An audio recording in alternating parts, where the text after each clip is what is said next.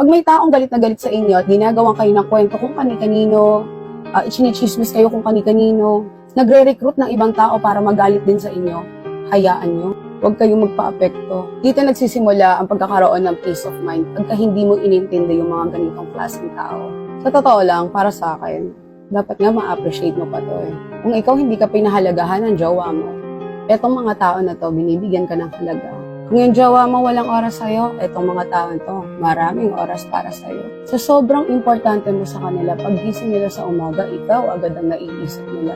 Hindi biro yung laway na sinasayang nila para i-chismis ka sa ibang tao.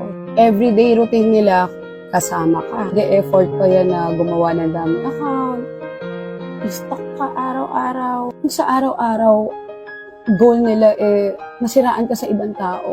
Kaya paano kung hindi ma-appreciate yung mga ganitong klaseng tao? Kasi pinaparamdam nila sa'yo araw-araw na sobrang special mo sa kanila.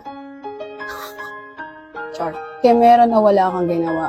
Pag ang tao gusto magalit sa'yo, wala kang magagawa.